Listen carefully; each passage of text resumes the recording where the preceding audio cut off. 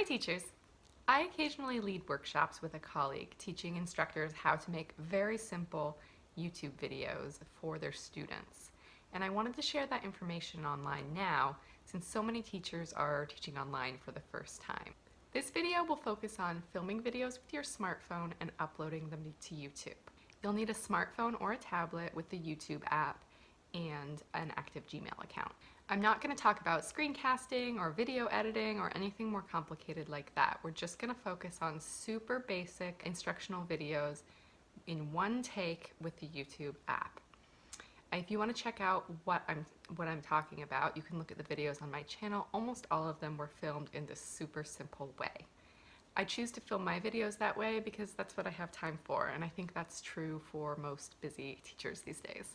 I'm going to start this video out by talking about some of the benefits of making your own videos and some recommendations on style, but I'll also put a timestamp in the description box if you want to skip to the how-to part of the video. Alright, let's get started. I use the videos that I post online in a variety of ways. First and foremost, to deliver lecture content. This can be if you're using a flipped learning model like I have for face-to-face classes or for online learning. So you can use it to deliver lecture content, to deliver course information. It can be really handy. Students might also use your videos to review for tests and quizzes, and it also really comes in handy for answering student questions. If a student emails you with a question, it's really useful if you already have a video of you explaining the answer, explaining that concept, because a lot of times students will understand better if they can watch and listen to you explain it than trying to type out a long email with the explanation. Videos can be really useful for students in terms of repetition and self-paced learning, and if they miss a class session, whether it's an in-person class session or a synchronous online class session, they don't miss that information. They can view the lecture content online and catch up from what they missed. It's also a really familiar format for students. A lot of students are watching YouTube in their free time. So they're comfortable watching and learning from YouTube videos, and they can transition that into their academic work.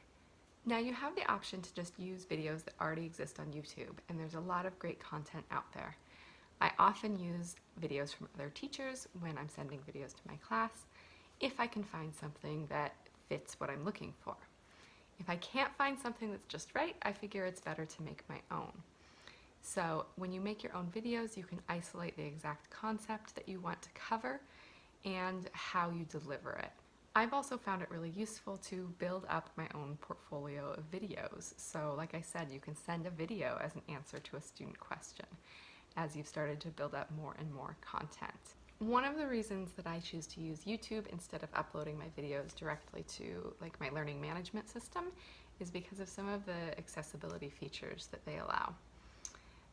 It's really accessible for screen readers, and YouTube will automatically generate captions. You need to go in and edit them because they don't always catch exactly what you're saying, but you have a starting point where you can just edit their automatically generated captions. One thing that our Disability Resource Center recommended was that we also make sure to describe all of the visual aids that are important in the video. So if a student who is visually impaired is watching, they'll be able to process the information as well. In addition to describing your visual aids, I want to talk a little bit more about some of my recommendations for style. I always recommend that instructors keep their videos as short as possible. This video is not a good example of that, but I made sure to put timestamps so you can skip to the important information that you're looking for. I like to keep videos short so that students can get just the information that they need, and then I compile those videos together in a playlist for an assignment. So a video might only be 3 or 4 minutes, but I put it in a playlist with other concepts to get all of that lecture content together.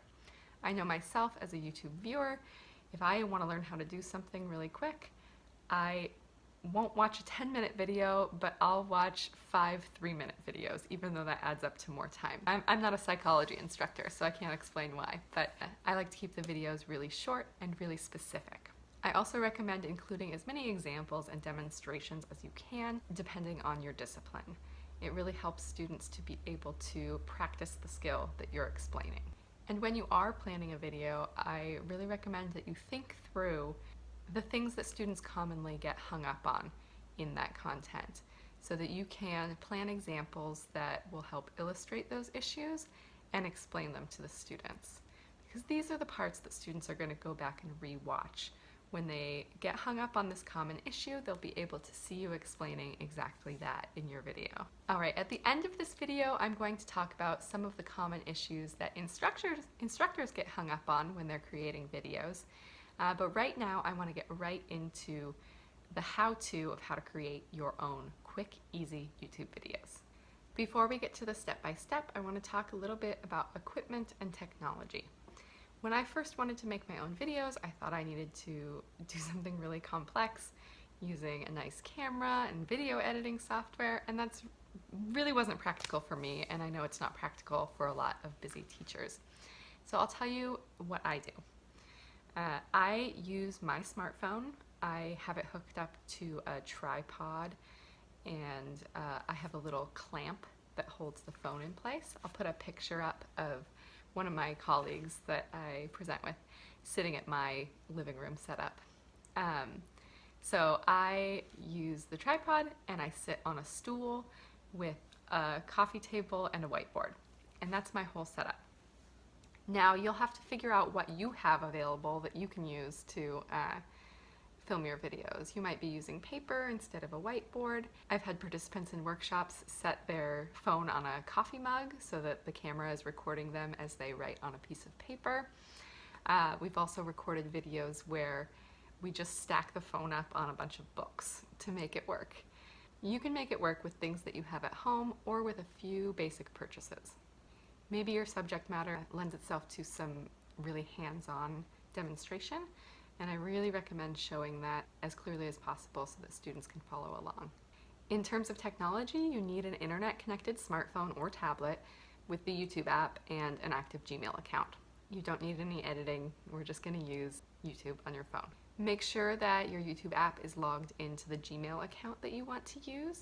The first time that you go to upload, it's going to prompt you to create a channel and to choose a channel name. Be careful with this because when you change your channel name, that will become the display name for that Gmail account. So I definitely created a separate Gmail account so that it was just for my channel. Unless you want your name to be the name of your channel, I would recommend creating a separate account for that. And then it's going to require you to allow access to your camera and your microphone and your photos. So now I'm going to get straight into the step-by-step process. I recommend just using the camera app in your smartphone instead of recording within the YouTube app. Both are possible, but there are a few bugs that can be avoided by using the camera app in your phone. So you just open up the camera app like you would normally, and I usually use the front-facing camera, and I recommend that you always film horizontally. So you plan your video, keep it short, keep it snappy, and I record it all in one take. Sometimes I'll have to do it a second time, but it's okay if you make some mistakes in there. We make mistakes in the classroom sometimes. It's okay to make a mistake on a video. So you record it all in one take, and then you go to the upload process. And I'm going to put in a screen recording here showing you the upload process. Here I'll show you how to upload the video that you recorded in your camera app. We're going to start by pressing the video camera button at the top of the YouTube app. And we're going to choose to create a video. Here you're going to see all of the videos you have stored in your camera app. And you're going to choose the one that you want to upload. I'm going to choose this one on the top right that's 3 minutes and 13 seconds long. Then it pops up with the video auto playing. And you can use this blue box at the bottom to decide where you want the video to start. And you want it to start, right before you start talking. Today I want to talk about present perfect verbs and their And then you can drag the right side of the box present perfect verbs to show where you end the video. Now I'm working on an iPhone and the box in this case is blue, but on some other operating systems it's a different color. Today I want to talk about And then we present just need perfect to verbs press and their next. basic form and Here we have a screen where we can choose a title. I'm an English teacher and this is a grammar video about present perfect verbs. And you have the option to enter a description of your video. I'm going to do that later when I get onto my computer to look at it. And then last we have the privacy settings. When I first upload my videos, I usually choose private so that I can adjust it on my computer and add the description before I make it public. I do know some instructors who will make it public right away, just so that it's accessible to their students immediately. But you also have this unlisted option, which means that anybody can view it if you send them the direct link to that video, but nobody's going to find it in search results or suggestions or anything like that. So I usually choose private. And then all you have to do is go up to that top right corner and click upload. And that video is going to upload to your channel, and you'll be able to do a little bit more editing when you get onto your computer. I want to talk now about some of the things that might be holding you back from filming your own videos. At least they were things that concerned me at first. And the first one was things about technology, equipment, and lighting in particular. I think you've seen in this video that the technology needs are pretty basic, and you can do it with just your phone. The one that you might still struggle with is lighting, and I have found that the camera on my iPhone 7 is pretty great in terms of lighting, and I can record using just that.